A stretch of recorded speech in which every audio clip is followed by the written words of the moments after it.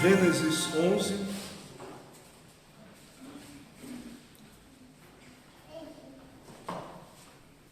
Lerei o texto, os irmãos acompanham.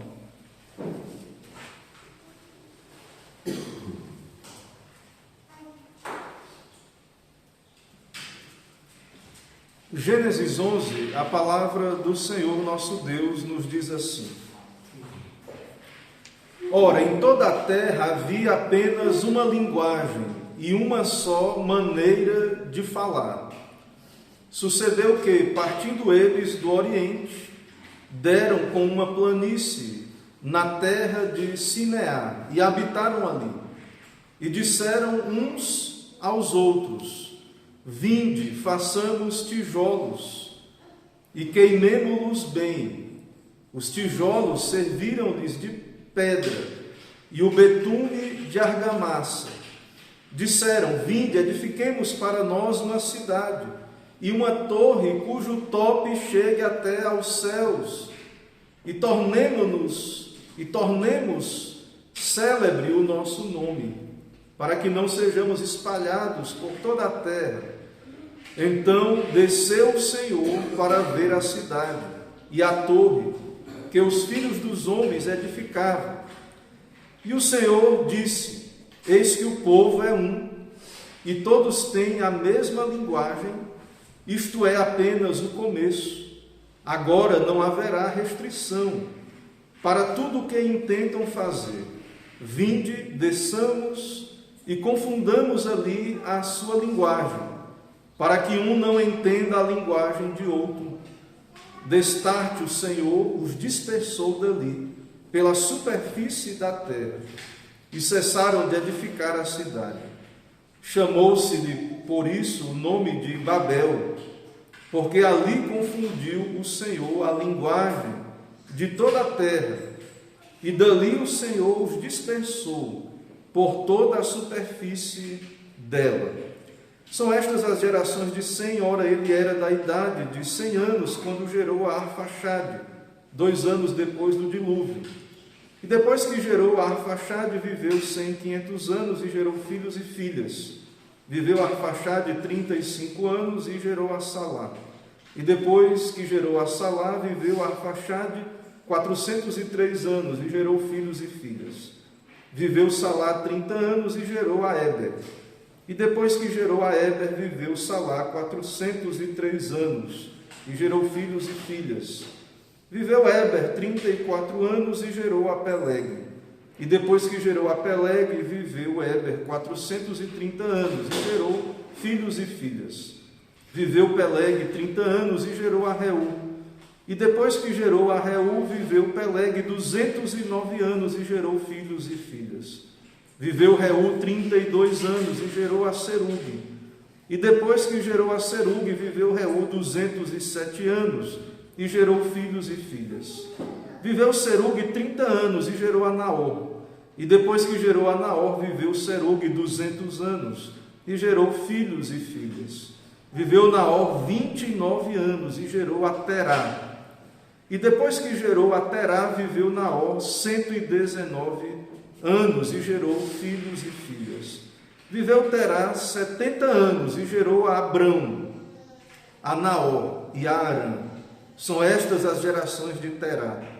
Terá gerou a Abrão, a Naor e a Arã. E Arã gerou a Ló.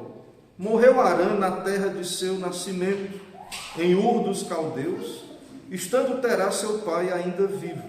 Abrão e Naor tomaram para si mulheres. A de Abrão chamava-se Sarai, a de Naor Milca, filha de Arã, que foi pai de Milca e de Iscar. Sarai era estéril, não tinha filhos. Tomou Terá a Abrão, seu filho, e a Ló, filho de Arã, filho de seu filho, e a Sarai, sua nora, mulher de seu filho Abrão, e saiu com eles de Ur dos Caldeus para ir à terra de Canaã. Foram até Arã, onde ficaram. E havendo Terá vivido 205 anos ao todo, morreu em Arã. Vamos orar. Senhor Deus, nosso Pai, Deus bendito, te adoramos, te louvamos nesse momento de culto e pedimos a tua bênção para a tua palavra, iluminação, Que o Senhor fale por bondade aos nossos corações, abre nossos olhos espirituais para vermos Cristo através desse texto. Que teu evangelho seja anunciado, a tua palavra. Abençoa o teu povo, ó Deus, edifica a tua igreja e também desperta a consciência dos ainda não convertidos, dos ímpios, dos rebeldes, para que possam ir a Cristo quanto antes e serem salvos pela tua graça. É o que pedimos, oramos em nome de Jesus. Amém. Amém.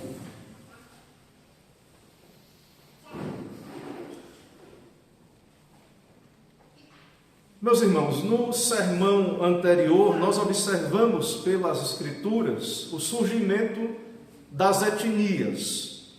E como argumentamos sobre esse livro de Gênesis, especialmente sobre o capítulo 10 e o capítulo 11, nós podemos dizer que esse capítulo poderia ser posto antes do capítulo 10, devido ao fato de que no capítulo 10 é citado o fato de haverem já nações, línguas e etnias que surgiram daquela genealogia que trabalhamos no sermão anterior. Então, cronologicamente, podemos dizer que esse capítulo poderia ser posto antes do 10, poderia ser posto porque já havia linguagem, nações já existiam ali naquele tempo. Também observamos que toda a humanidade pós-diluviana é descendente de Noé.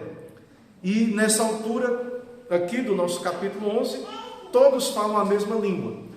Então, o capítulo 11, ele é um detalhamento, ele é algo mais específico sobre o capítulo 10. Então, é como se fosse um recorte do capítulo 10, de uma seção de tempo, onde há um detalhamento sobre como surgiram as línguas e tudo que veremos aqui sobre a Torre de Babel.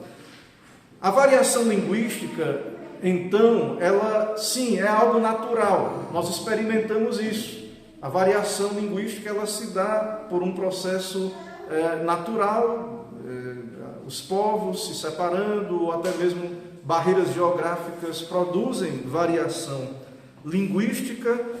Porém, nós sabemos que na história do mundo, na história deste mundo, especialmente conforme o relato bíblico, isso não foi uma mera evolução, o surgimento de línguas. Houve uma intervenção de Deus na história. É o que veremos aqui no texto de Babel. Então, essa intervenção, essa variedade de línguas, ela de fato foi um juízo de Deus. E, claro, observaremos aqui no nosso capítulo, aqui no nosso texto. E antes dessa intervenção de Deus, havia uma linguagem única, uma linguagem comum. E a unidade de cultura, de língua, de pensamento é algo benéfico. E aqui observamos que uma sociedade floresceu com esta unidade linguística. É algo que trouxe avanço, desenvolvimento, tecnologia. Eles descobriram como fazer tijolos de barro e colocar betume e construir edifícios. E então passaram a construir cidades. E aqui no nosso texto há uma cidade chamada Babel e uma torre, então também com este nome, que é fruto desse desenvolvimento, dessa tecnologia, e é o que temos aqui e iremos discorrer na nossa exposição. Então é algo positivo, mesmo os ímpios se beneficiam de uma linguagem única, de um pensamento unificado. O nosso tema nesta manhã é: a cidade dos homens é edificada em oposição à cidade de Deus. A cidade dos homens é edificada em oposição à cidade de Deus. Um título mais curto poderia ser a cidade de Deus e a cidade dos homens, que é o que veremos na nossa exposição. Então, dentro desse tema da cidade dos homens, em oposição à cidade de Deus, em primeiro lugar, a cidade é um símbolo da rebeldia contra o Senhor. É o que vemos aqui na palavra de Deus, é o que vemos aqui em nosso texto.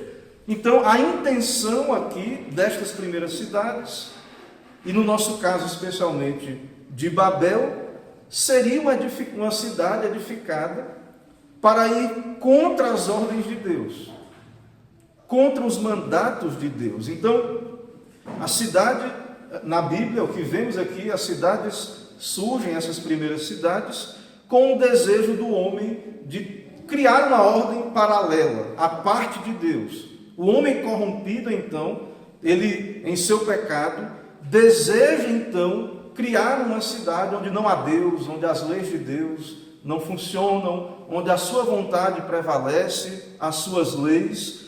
Então, logo após o dilúvio, nós vemos que tudo isso do pecado, toda essa tendência continua, que é o que nós vemos descrito no nosso texto, do verso 1 ao verso 4, fala da linguagem. No verso 2 diz que eles partiram para o Oriente, deram com uma planície, e então, tendo a tecnologia dos tijolos, no verso 3, eles fazem aí um pregão, uma convocação, para então fazerem uma cidade. Verso 3 e 4, no 4 eles dizem: edifiquemos uma cidade e uma torre cujo tope chegue até aos céus e tornemos célebre o nosso nome. Você tem que observar essa ação destes homens dentro do contexto do livro de Gênesis, dos mandatos de Deus. O Senhor disse lá no princípio, em Gênesis 1, sede fecundos, multiplicai-vos, enchei a terra. Então, o propósito de Deus era que o homem, principalmente ali nos seus primórdios, de alguma maneira ele teria que experimentar um certo nomadismo, ser nômade, para que então não ficasse em um só lugar, mas fosse preenchendo a terra. O homem deveria se espalhar pela face da terra, através então da família, de ter filhos, de crescer, de multiplicar e encher a terra e sujeitar a terra. Logo após o dilúvio, em Gênesis 9, podemos observar que o Senhor diz a Noé também a mesma coisa: sede fecundos, multiplicai-vos e enchei a terra. E no verso 7 do mesmo capítulo 9, ele repete, o Senhor repete: mas sede fecundos, povoai a terra e multiplicai-vos nela. Dessa maneira, irmãos, nós observamos que a humanidade, ela é rebelde, ela não obedece, especialmente aqui estes homens ímpios, e veremos também receberão juízo da parte do Senhor. E essa atitude de não obedecer a Deus, de fazer a sua cidade, não é neutra. Não pense que esse secularismo é neutro. O homem é um ser religioso. O homem, então, ele procura salvação para si mesmo, tornar-se Deus ou algo desse tipo.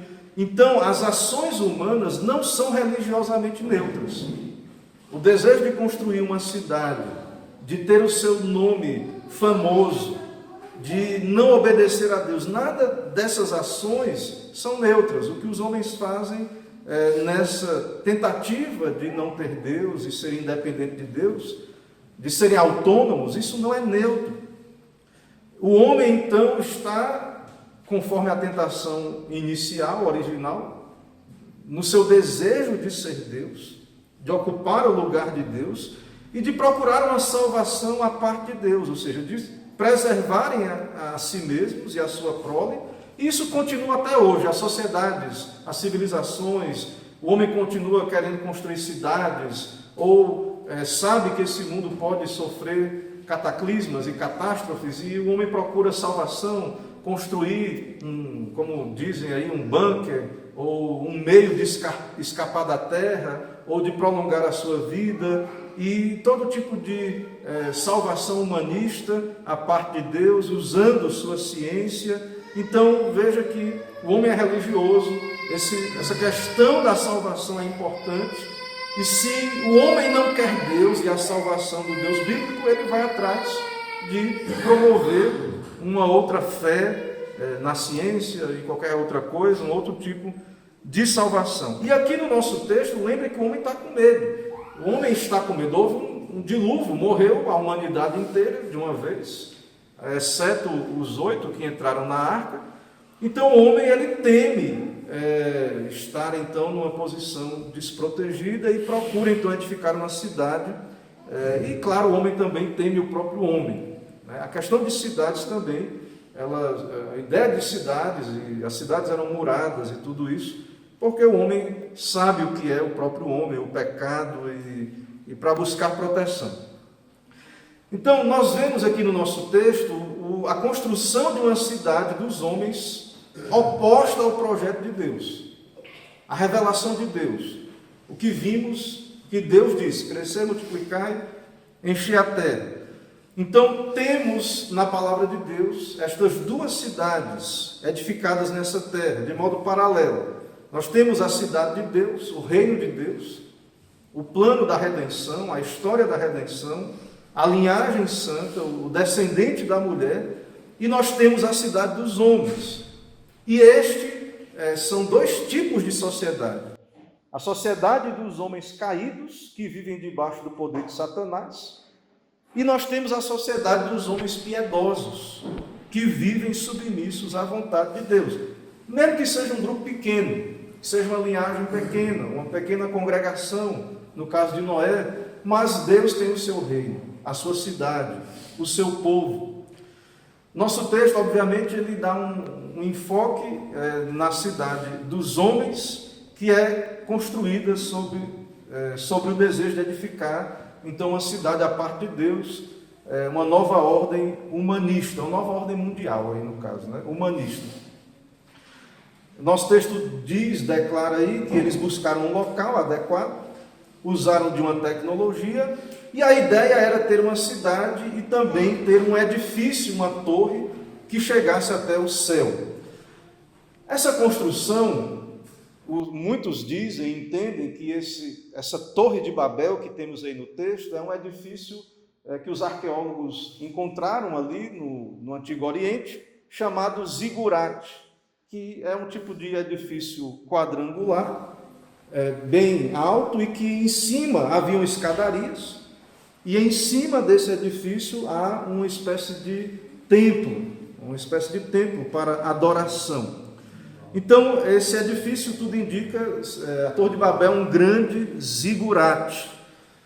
E esse nome Babel, para nós, e o que ficou na história, significa um lugar de confusão, porque vemos aqui no nosso texto que o Senhor confundiu a língua dos homens, mas na linguagem daquele povo, a linguagem acadiana, pode ser também dito a porta de Deus. Então, a ideia deles era ter uma edificação alta, talvez uma tecnologia, ou eles acreditassem, ou era seu propósito, uma espécie de arranha-céu da antiguidade, porque eles declaram que queriam um prédio que chegasse até o céu, talvez a ideia das nuvens, algo nesse sentido.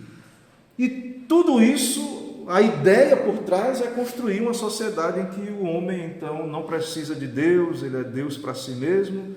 Eles dizem aí sobre fama, veja no verso 4, eles dizem: tornemos célebre o nosso nome, isso a parte de Deus, da bênção de Deus. Eles são homens de pecado, homens que estão debaixo de maldição do pecado, não têm a bênção de Deus, não são bem-aventurados em Deus, pela misericórdia de Deus, eles querem tornar o seu nome célebre. Então, é isso que vemos aí, e também, veja que eles dizem aí, no final do verso 4, para que não sejamos espalhados por toda a terra. Então, essa é a ideia destes homens, é uma ideia de rebelião, como estamos vendo aí.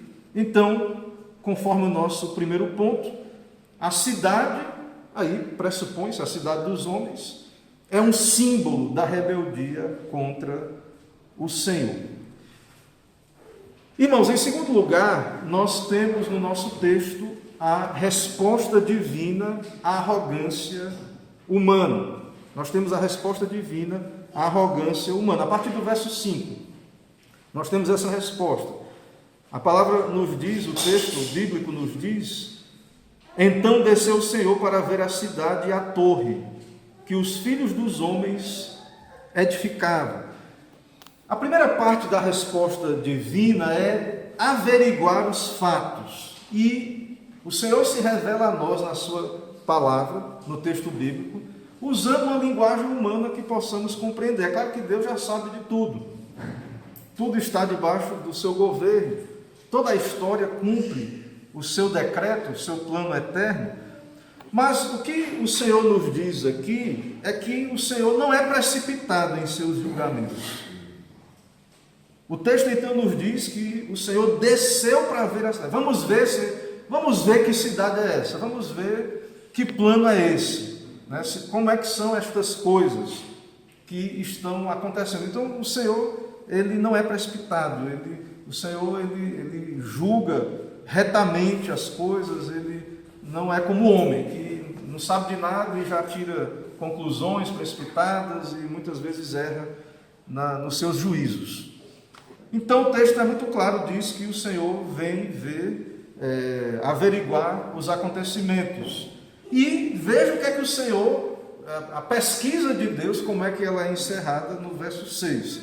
O próprio Deus, o Senhor, diz como conclusão de sua pesquisa: eis que o povo é um, unidade, e todos têm a mesma linguagem. Havia uma língua franca, uma língua comum. E isto é apenas o começo. Agora não haverá restrição para tudo o que intentam fazer. Então, sim, há unidade.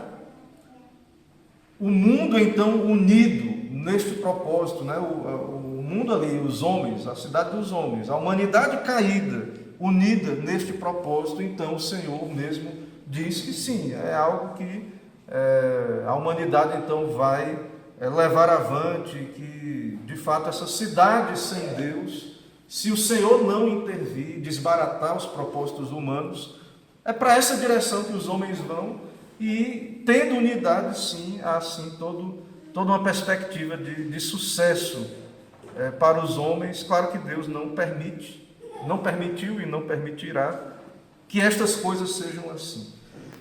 Então nós vemos a rebelião, né, neste propósito, neste plano, o desejo de não se submeter a Deus. O Senhor averigua os fatos e o Senhor então emite o juízo no verso 7. Qual é o juízo de Deus? No verso 7. Vinde, desçamos e confundamos ali a sua linguagem, para que um não entenda a linguagem de outro. Então o Senhor confunde a base da unidade daqueles, que é uma língua única. Então o Senhor confunde as línguas ali com esse propósito de fato, dispersar a humanidade e assim cumprir a sua ordem, o seu decreto, o seu querer. Ou seja, a vontade de Deus vai prevalecer e o Senhor julga o mundo caído. Então, de alguma forma, embora não estamos dizendo é bom que hajam culturas, etnias, línguas, a variedade, a beleza nas culturas e nos povos, mas nós sabemos que isso surgiu aqui, essas árvores linguísticas, esses troncos dos quais várias línguas modernas existem, tudo isso surgiu de um juízo de Deus. E esse juízo do Senhor em confundir as línguas fez com que a obra fosse interrompida. Então a resposta de Deus foi punir com confusão de línguas e assim fazer o povo se dispersar. E com isso o Senhor destruiu aquele projeto humanista e nada restou dele. E desde então, desde o princípio e desde então, a humanidade continua do mesmo modo, tentando criar um mundo sem Deus.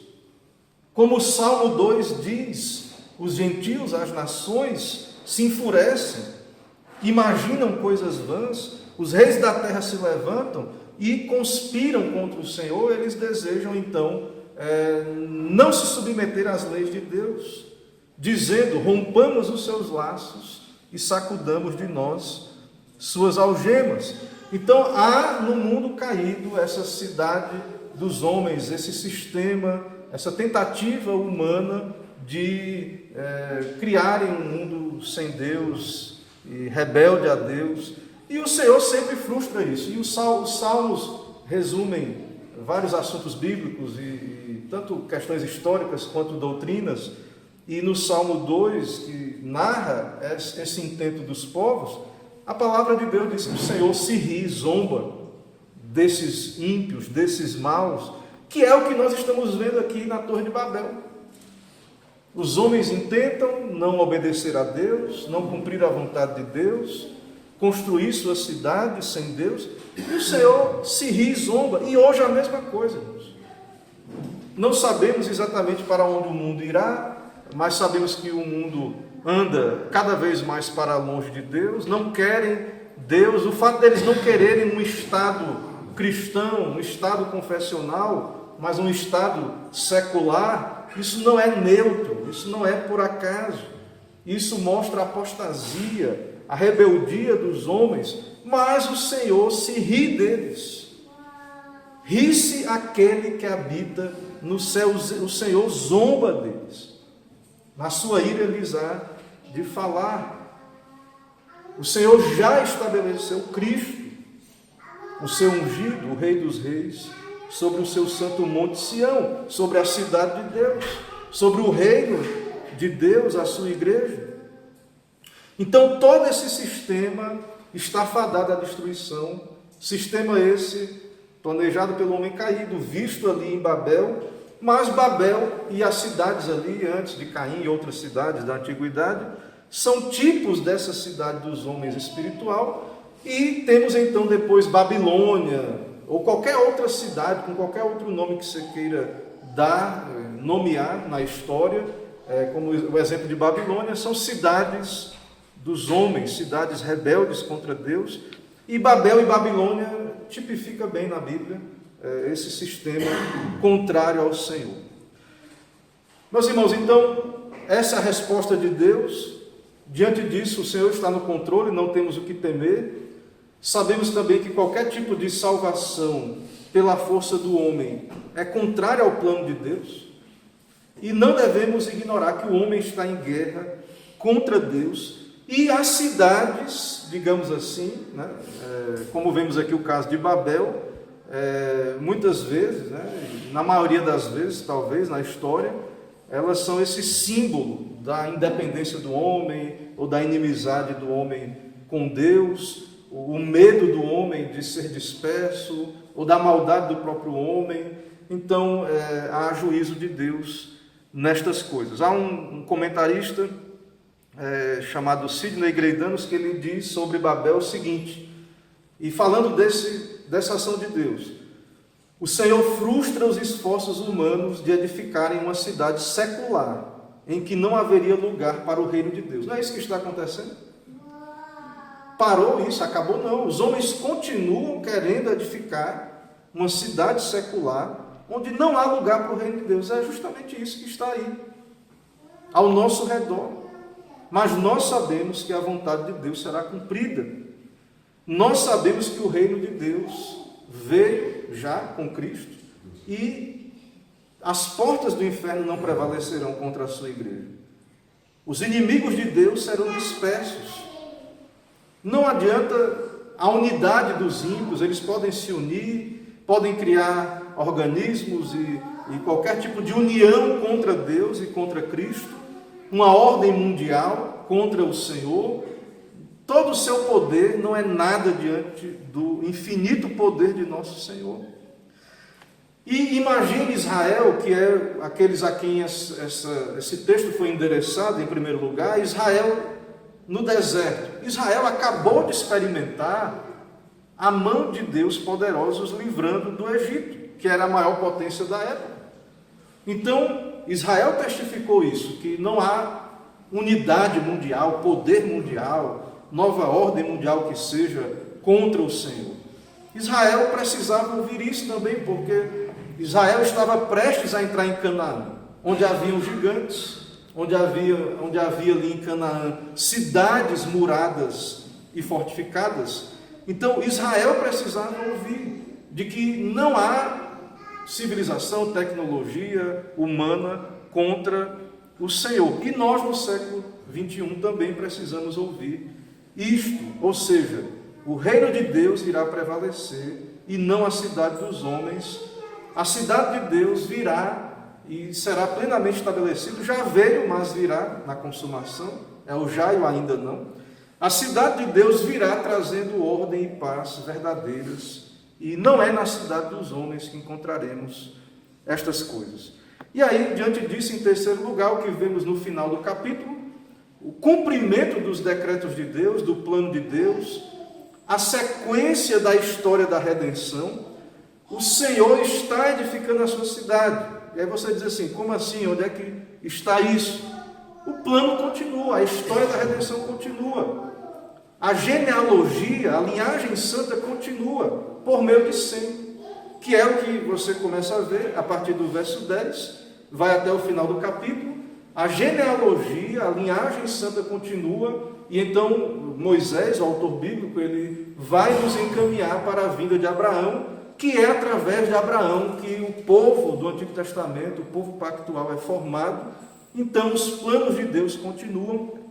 Temos uma nova seção aqui, no hebraico um Toledot, a Gênese, então, a genealogia aí de Sem, que é a genealogia do povo de Deus ali, naquele contexto do período ali pós-dilúvio e pré-patriarcal, digamos assim.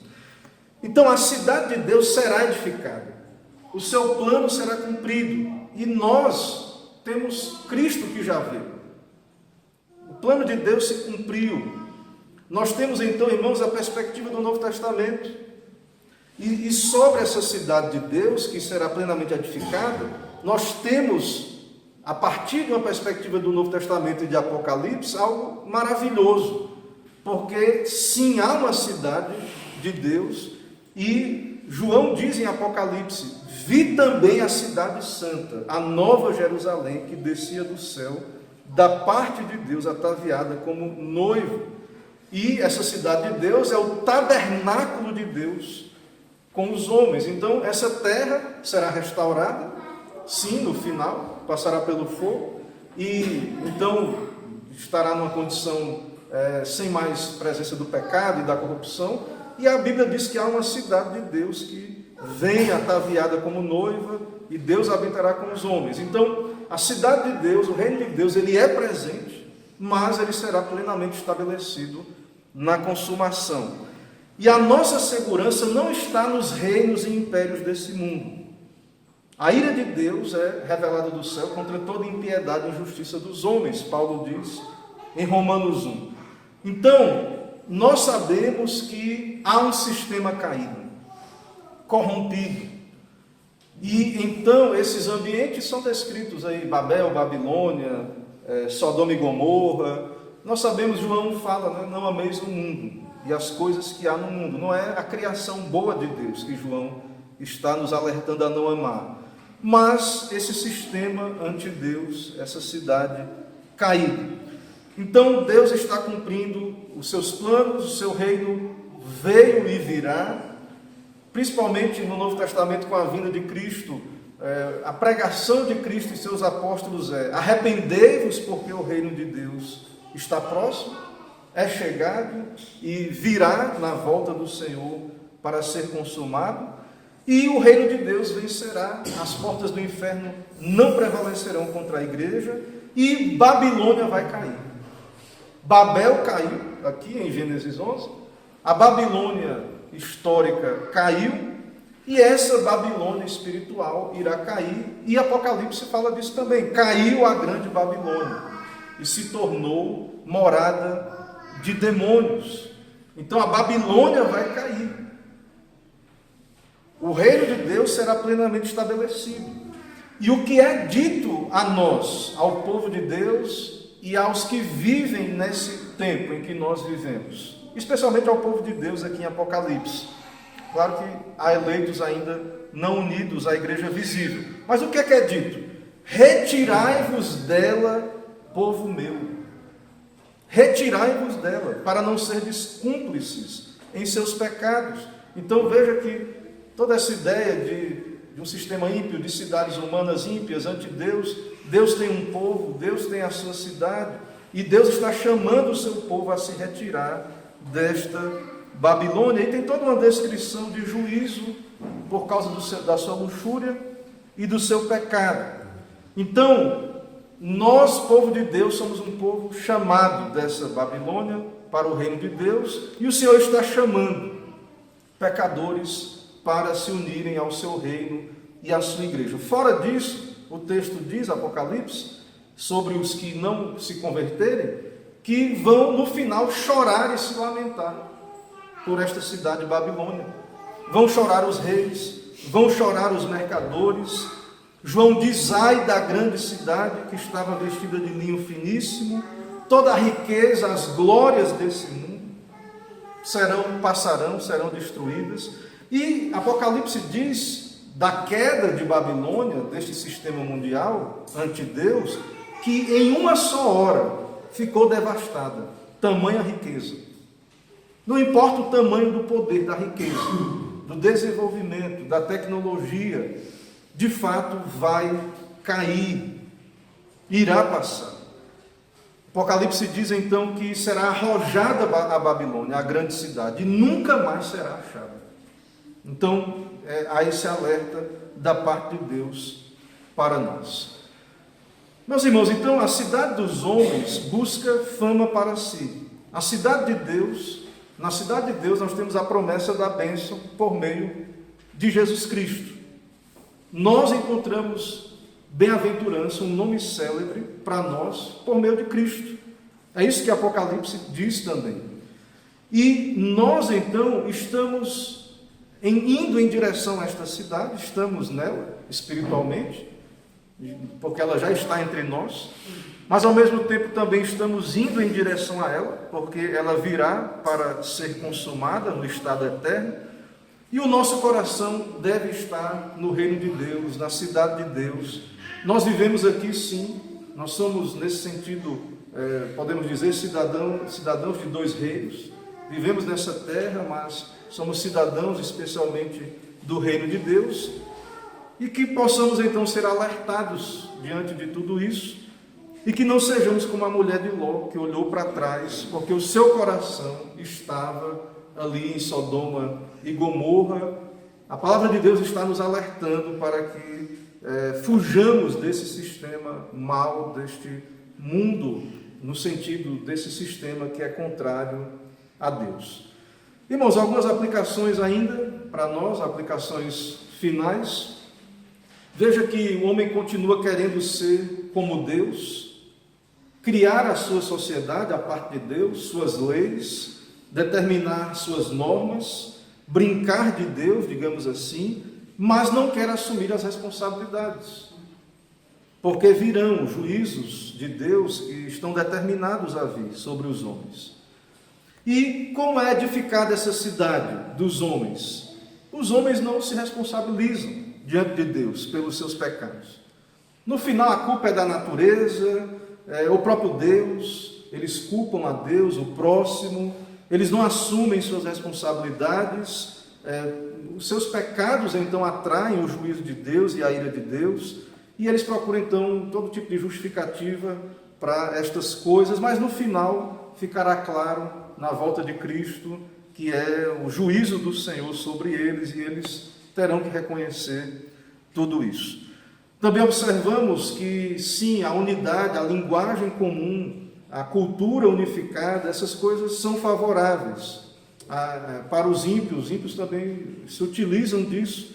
E nós, como igreja, também entendemos e devemos ter uma unidade do Espírito na palavra. E também observamos, e quero citar para concluir, o que João diz na sua carta, o alerta de João, que é: não ameis o mundo, nem as coisas que há no mundo. Não ameis o mundo. E João detalha, ele explica o que é esse mundo, do qual ele diz: se alguém amar o mundo, o amor do Pai não está nele. Porque o que é que há no mundo? A cobiça da carne, a cobiça dos olhos e a soberba da vida, que não procede do Pai. E ele diz ainda: o mundo passa com a sua cobiça.